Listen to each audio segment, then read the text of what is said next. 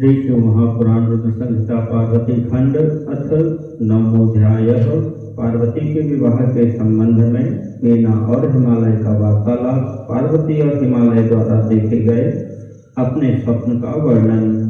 नारदवाच विधेयताद त्वया शैव वर प्राज्ञाद्भुता कथा वर्णिता करुणां कृत्वा प्रीतिर्मे वर्धिताधिका विधेयगते सुखं धाम मयि वै दिव्य दर्शने ततः किं भवत्तात कृपया तद्वदाधुना। नारद जी बोले, हे विधेय, हे तात, हे शिव भक्तों में श्रेष्ठ, हे प्राज्ञ, आपने करुणा करके भगवान शिव की यह अद्भुत कथा कही, उससे मेरे मन में बहुत प्रीति बढ़ी है। हे विधेय, जब दिव्य दृष्टि वाला मैं अपने स्थान को चला गया तब हे तात क्या हुआ, अब कृपा कर उसे मुझे बतलाइए। ब्रह्मोवाच गते त्वयि मुने स्वर्गे कियत्काले गते सती मेना प्राप्य कदा शैल निकटं प्रणनाम सा स्थित्वा सविनयं प्राह सनाथं गिरिकामिनी तत्र शैलाधिनाथं सा प्राणप्रियसुता सती। ब्रह्मा जी बोले, हे मुने, आपके स्वर्ग चले जाने पर कुछ समय बीतने पर मेना ने हिमालय के पास आकर उन्हें प्रणाम किया। तत्पश्चात पुत्री को प्राणों से भी अधिक चाहने वाली साध्वी गिरिप्रिया मेना वहां बैठकर अपने पति गिरिराज से विनयपूर्वक कहने लगी। मेनोवाच मुनिवाक्यं न बुद्धं मे सम्यंग नारी स्वभावतः विवाहं कुरु कन्यायाः सुंदरेण वरेण सर्वथा हि भवेत् तत्रोद्वाहो पूर्वसुखावः वरश्च गिरिजायास्तु सुलक्षणकुलोद्भवः प्राणप्रिया सुता मे हि सुगता यस्याद्यथा प्रिया सत्वरं प्राप्य सुप्रीता तथा कुरु नमोस्तुते। मीना बोली, स्त्री स्वभाव के कारण मुनि की बात को मैंने अच्छी तरह नहीं समझा। मेरी तो यह प्रार्थना है कि आप कन्या का विवाह किसी सुंदर वर के साथ कर दीजिए। यह विवाह सर्वथा अपूर्व सुख देने वाला होना चाहिए। गिरिजा का वर शुभ लक्षणों से संपन्न और कुलीन होना चाहिए। मेरी पुत्री मुझे प्राणों से भी अधिक प्रिय है। वह प्रिया उत्तम वर पाकर जिस प्रकार भी प्रसन्न और सुखी हो सके वैसा कीजिए। आपको नमस्कार है। ब्रह्मवाच इत्युक्त्वा सुमुखी मेना पत्यंग्रयोः पतिता तदा तामुत्थाप्य गिरिः प्राह यथावत् प्राज्ञसत्तमः। ब्रह्मा जी बोले, ऐसा कहकर असुरयुक्त मुख वाली मेना पति के चरणों में गिर पड़ी। तब बुद्धिमानों में श्रेष्ठ हिमवान उन्हें उठाकर यथोचित बात कहने लगे। हिमालय वाच शृणु त्वं मेनके देवी यथार्थं वच्मि तत्त्वतः भ्रमं त्यज मुनिर्वाक्यं वितथं न कदाचन यदि स्नेहः सुतायास्ते सुतां शिक्षय सादरं तपः कुर्यात् शङ्करस्य सा भक्त्या स्थिरचेतसा चेत प्रसन्नः शिवः काल्याः पाणिं गृह्णाति मेनके सर्वं भूयाच्छुभं नश्ये नारदोक्तं मङ्गलम् अमङ्गलानि सर्वाणि मङ्गलानि सदाशिवे तस्मात् सुतां शिवप्राप्त्यै तपसे शिक्षय द्रुतम्। हिमालय बोले, हे देवी, हे मेनके, मैं यथार्थ और तत्व की बात बताता हूँ, सुनिए। आप भ्रम छोड़िए। मुनि की बात कभी झूठी नहीं हो सकती। यदि आपको पुत्री के प्रति स्नेह है तो उसे सादर शिक्षा दीजिए कि वह भक्ति पूर्वक सुस्थिर चित्त से शंकर के लिए तप करे। हे मेनके, यदि शिव प्रसन्न होकर काली का पानी ग्रहण कर लेते हैं तो सब शुभ ही होगा और नारद जी का बताया हुआ अमंगल नष्ट हो जाएगा। शिव के समीप सारे अमंगल सदा मंगल रूप हो जाते हैं। इसलिए आपको शिव की प्राप्ति के लिए पुत्री को तपस्या करने की शीघ्र शिक्षा देनी चाहिए। ब्रह्मोवाच इत्याकर्ण गिरेर्वाक्यं मेना प्रीततराभवत् सुतोपकण्ठं गमदुपदेष्टुं तपोरुचिं सुतांगं सुकुमारं हि दृष्टवाति वात मेनका विद्यते नेत्रयुग्मे चाशुपूर्णे भवतां द्रुतम्। ब्रह्मा जी बोले, हे नारद, हिमवान की यह बात सुनकर मैना परम प्रसन्न हुई। वे तपस्या में रुचि का उपदेश देने के लिए पुत्री के पास गई। पुत्री के सुकुमार शरीर पर दृष्टिपात करके मैना को बड़ी व्यथा हुई और उनके दोनों नेत्रों में शीघ्र ही आंसू भर आए। सुताम समुपदेष्टुं तन्न शशाक गिरिप्रिया बुबुधे पार्वती तद्वै जननीं गित्तमाशुषा। अथ सा कालिका देवी सर्वज्ञा परमेश्वरी उवाच जननीं सद्यः समाश्वास्य पुनः पुनः। तब गिरिप्रिया मैना पुत्री को उपदेश न दे सकी, किंतु माता की उस चेष्टा को वे पार्वती शीघ्र ही समझ गई। तदनंतर वे सर्वज्ञ परमेश्वरी कालिका देवी माता को बार बार आश्वासन देकर शीघ्र कहने लगी। पार्वती उवाच, माता शृणु महाप्राज्ञे जतने जब मुहूर्त के रात्रौ दृष्टो मया स्वप्नस्तं वदामि कृपां कुरु। विप्रश्चैव तपस्वी मां सदयः प्रीतिपूर्वकम् उपादिदेशतु तपः कर्तुं मातः शिवस्य वै।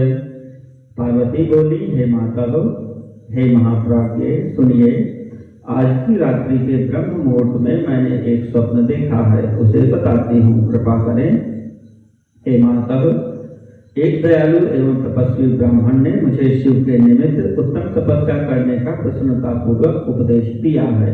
ब्रह्मोवाच, तच्छ्रुत्वा मेनका शीघ्रं प्रतिमाहूय तत्र च तत्स्वप्नं कथयामास सुता दृष्टं शेखतः।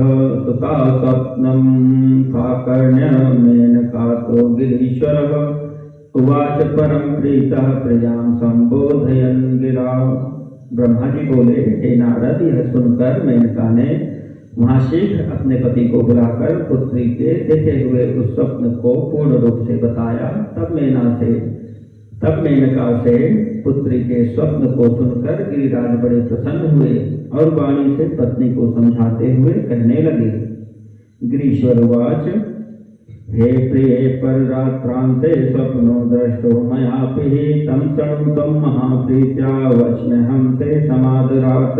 एकस्तपस्वी परमो नारदोक्तवराङ्गधृक् पुरोपकण्ठं सुप्रीत्या तपः कर्तुं समागतः। गृहीत्वा स्वस्थतां तत्कागमं प्रीततरोऽप्यहम्। मया ज्ञातः स वै शम्भुर्नारदोक्तवरः प्रभुः। सेवाकं तस्य तनयामुपदिश्य तपस्विनः तं वै प्रार्थितवांस्तस्यां न तदाङ्गीचकार सः। अभूद्विवादः स महान् साङ्ख्यवेदान्तसम्मतः ततस्तदाज्ञया तत्र संस्थितासीत् सुतामं निधाय हृदितं कामं सिखेवे भक्तिस्तश्च सा। इति दृष्टं मया स्वप्नं प्रोक्तवान् सेवरानने। ततो मेने कियत् कालं परीक्षं यत् तत् फलं प्रिये योग्यमस्तीतमेवेह बुद्ध्यस्वत्वं मम ध्रुवम्। गिरिराज बोले, हे प्रिय, मैंने भी रात के अंतिम प्रहर में एक स्वप्न देखा है। मैं आदर पूर्वक उसे बताता हूँ, आप प्रेम पूर्वक सुने।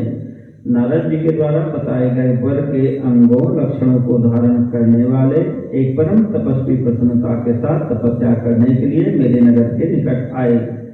तब मैं भी अति प्रसन्न होकर अपनी पुत्री को साथ लेकर वहां गया। उस समय मुझे ज्ञात हुआ कि नारद जी के द्वारा बताए हुए वर भगवान शंभु यही हैं।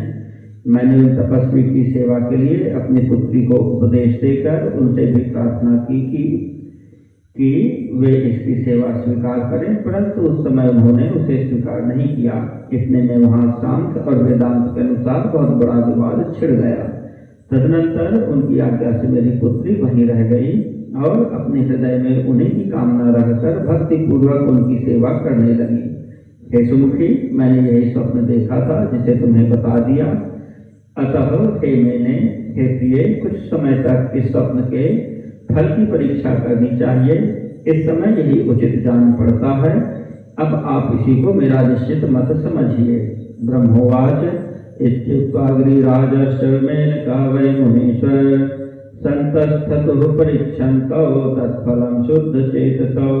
ब्रह्मा जी बोले, हे मुनीश्वर, यह कहकर वे गिरिराज तथा मैना शुद्ध चित्त हो कुछ काल पर्यंत स्वप्न फल की प्रतीक्षा करने लगे। इत्थं व्यतीते पुदिने परमेशस्ततां गते सती विरह सुव्यग्रो भ्रमन् सर्वत्र सूतिकृत तत्रा जगाम सुप्रीत्या कियत् गणयुतः प्रभु तपः कर्तुं सती प्रेम विरहाकुल मानसः तपश्चकार स्वं तत्र पार्वती सेवने स्फुरता सखीभ्यां सहिता नित्यं प्रसन्नार्थं भूतदा।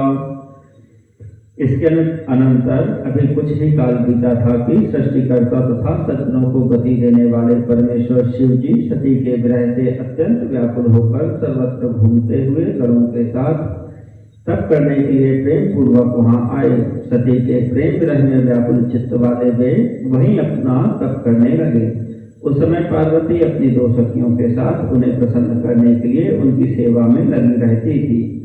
विद्धोपि मार्गणय शंभुर्विकृतिनाथ सप्रभो प्रेषितेन सुरः स्वात्म मोहनार्थं स्मरेण भय। उस समय उन आत्मस्वरूप शिव को मोहित करने के लिए देवताओं के द्वारा भेजे गए कामदेव के बाणों से विद्ध होकर भी भगवान शंभु विचलित नहीं हुए। दग्ध्वा स्मरं च तत्रैव स्ववहनी नयनेन सह स्मृत्वा मम वचः क्रुद्धो मह्यमन्तर्दधे ततः। अपनी नेत्राग्नि से कामदेव को जलाकर मेरे वचन का स्मरण कर वे वहीं अंतर ध्यान हो गए।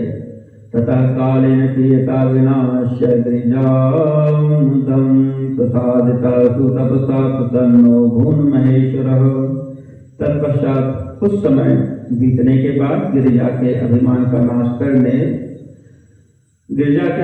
नाश करके पुनः उनकी कठोर तपस्या से प्रसन्न किए गए महेश्वर प्रसन्न हुए। लौकिकाचार्यमाश्रित्य रुद्रो विष्णु प्रसादितः कालिं विवाहयामास ततो भूत बहुमंगलम्। उसके बाद विष्णु के द्वारा प्रसन्न किए गए रुद्र ने लोकाचार का आश्रय लेकर पार्वती के साथ विवाह किया। उस अवसर पर बहुत मंगल हुआ। इत्येतत् कथितं तात समासाच्चरितं विभोः शंकरस्य परम दिव्यं किं भूयः श्रोतुमिच्छति। पुनः ब्रह्मा जी बोले, हे तात, इस प्रकार मैंने संक्षेप में विभु शंकर का अत्यंत दिव्य चरित्र आपसे कहा। अब आप और क्या सुनना चाहते हैं। इति श्री शिव महापुराणे द्वितीयायां रुद्र संहितायां तृतीये पार्वती खंडे स्वप्न वर्णन पूर्वकम संक्षेप शिव चरित्र वर्णनम नाम नवमोऽध्यायः।